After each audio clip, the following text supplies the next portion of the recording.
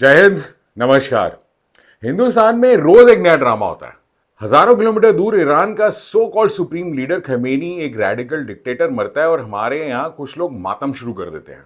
एक ऐसा डिक्टेटर जिसने ऑलमोस्ट 35 साल रूथलेस रूल किया, अपने सिटीजन्स को मारा, औरतों के राइट्स छीन लिए, दुनिया की हर दूसरी टेररिस्ट ऑर्गेनाइजेशन को सपोर्ट दी और ईरान को एक प्रोग्रेसिव इस्लामिक नेशन से एक रेडिकलाइज्ड इस्लामिक नेशन बना दिया। और इस डिक्टेटर ने इंडिया को भी नहीं बख्शा, बार बार इंडिया के इंटरनल मैटर्स में दखल दिया। India based Iranian actress Elnaaz Norouzi Khamenei के मरने से खुश हैं। उनको पता नहीं है कि इस बंदे ने रिलीजन के नाम पे क्या क्या एट्रोसिटीज किया है, कितने सारे लोगों को मारा है। उनको पता नहीं है, बस उनको पता है कि ये एक रिलीजियस लीडर है और उनको ये ब्लाइंडली फॉलो कर रहे हैं।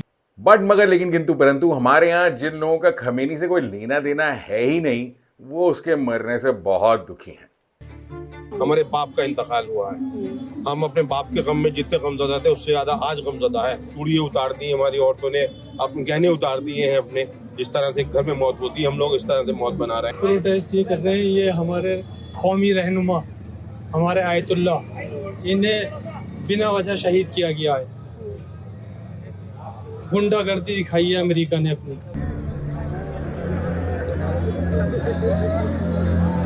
एक ख्वाब नहीं कि हजारों ख्वाब नहीं पैदा होंगे हमारे। हम अगर हम खत्म होने होते तो करबला में हो गए होते। एक अकेला मुजाहिद था, गाजा की बेवाओं पर बोलने वाला। आज उस पिलर को, सायेदार दरख्त को गिरा दिया गया। बाय द वे, क्या आपको पता है कि ईरान ने 1965 और 71 वॉर्स में ओपनली पाकिस्तान को इंडिया के अगेंस्ट सपोर्ट किया था। 2017 से 2024 के बीच 4 मेजर इंसिडेंट्स हुए जहां तेहरान की तरफ से इंडिया के अगेंस्ट बकवास स्टेटमेंट्स दिए गए। 2017 में खमेनी ने ईरान के मुस्लिम्स को एड्रेस करते हुए कश्मीर के सो कॉल्ड ओप्रेस्ड मुस्लिम्स के बारे में बात की। बेसिकली अपना काम बनता, भाड़ में जाए जनता। ओ भाई, तेरा क्या लेना देना है कश्मीर से? है इंडिया के लिए कश्मीर एक इमोशनल इशू है, इसलिए मिनिस्ट्री ऑफ एक्सटर्नल अफेयर्स ने ईरानियन एनवॉय को समन किया। क्लियर मैसेज दिया गया that India does not accept third party commentary on Kashmir. फिर आता है 2019, इंडिया ने आर्टिकल 370 रिवोक कर दिया। जम्मू एंड कश्मीर का स्पेशल स्टेटस खत्म कर दिया गया सो दैट JNK को इंडिया में फुली इंटीग्रेट किया जाए। इस पर खमेनी जी महाराज ने बोला कि इंडिया को जस्ट पॉलिसी अडॉप्ट करनी चाहिए कश्मीर के मुस्लिम्स के लिए। फिर से Pakistan type framing. What bloody nonsense, what just policy. And भाई साहब, आप होते कौन हो हमारे मैटर्स में बोलने वाले? बेसिकली जानना पहचान, मैं तेरा मेहमान।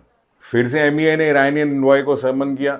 यहाँ एक चीज समझनी जरूरी है, ईरान ऑफिशियली इंडिया का स्ट्रेटेजिक पार्टनर है, oil trade, Chabahar port, connectivity to central Asia. फिर भी पब्लिक स्टेटमेंट्स में रिपीटेडली कश्मीर हाईलाइट करना है ना सही ड्रामा। फिर आए 2020 के दिल्ली राइट्स। इंडीड वायलेंस हुआ, हिंदू और मुस्लिम्स दोनों कम्युनिटी के लोग अफेक्ट हुए। लेकिन खमेनी ने क्या ट्वीट किया? खमेनी जी बोलते हैं, massacre of Muslims by extremist Hindus, hashtag Indian Muslims in danger. Tweet ने सिर्फ एक साइड को हाईलाइट किया, हिंदू विक्टिम्स का कोई मेंशन ही नहीं किया। यानी कि अधजल गगरी छलकत जाए। इस स्टेटमेंट को इंडिया ने अगेन स्ट्रांगली रिजेक्ट किया। फिर से ईरानियन इनवॉय को समन किया और इस वन साइडेड ट्वीट से नैरेटिव वॉर शुरू हो गया। इंटरनेशनल प्लेटफॉर्म्स पर इंडिया को पोर्ट्रे करना एज इंटॉलरेंट स्टेट। खमेनी का ये ट्वीट कोई ह्यूमैनिटेरियन कंसर्न नहीं था, ये पाकिस्तान के साथ जियो पॉलिटिकल अलाइनमेंट थी और एक क्लियर ब्लेटेंट एग्जाम्पल था कि ये डिक्टेटर कितना हिंदू फोबिक है। अगली खुरक हुई ईरान की पार्लियामेंट को, जहां इंडिया के सिटीजनशिप अमेंडमेंट एक्ट को क्रिटिसाइज किया गया और यह भी ईरान की टॉप लीडरशिप के अप्रूवल के बिना पॉसिबल नहीं था। उन्होंने इसे एंटी मुस्लिम्स कहा। अब किस किस अक्लमंद को समझाओ कि इस एक्ट से किसी की भी सिटीजनशिप पे कोई फर्क नहीं पड़ता। CAA किसी की सिटीजनशिप नहीं छीन रहा, ये परसिक्यूटेड माइनॉरिटीज को फास्ट ट्रैक सिटीजनशिप देने का एक तरीका है।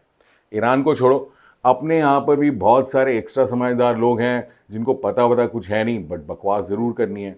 For example, Farhan Akhtar genuinely एक बेहतरीन director, actor, producer, singer, writer, extremely talented, पट मगर लेकिन किंतु परंतु सीए के अगेंस्ट प्रोटेस्ट करने पहुंच गए।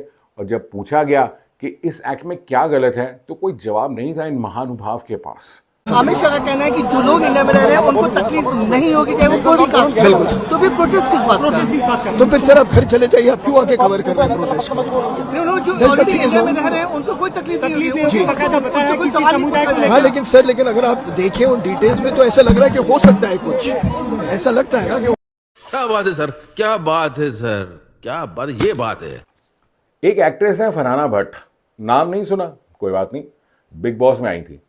तो इनको भी इस डिक्टेटर के मरने का बड़ा दुख हुआ है। एब्सोल्युटली वो एक ऐसी शख्सियत है जो कि भुलाया नहीं जा सकता।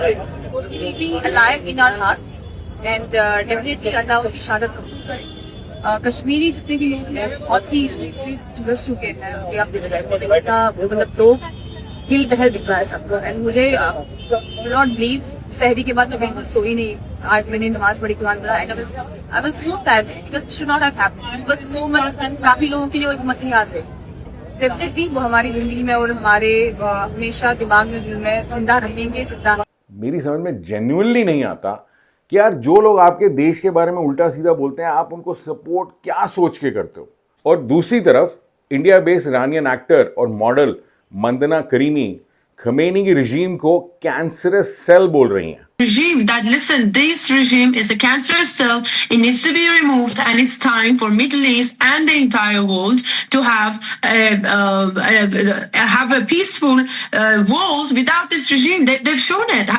फिर आया सितंबर 2024, खमीनी ने ट्वीट करके इंडिया को कंपेयर किया गाजा और म्यांमार से, यानी कि बेहद ही वाहियात कंपैरिजन।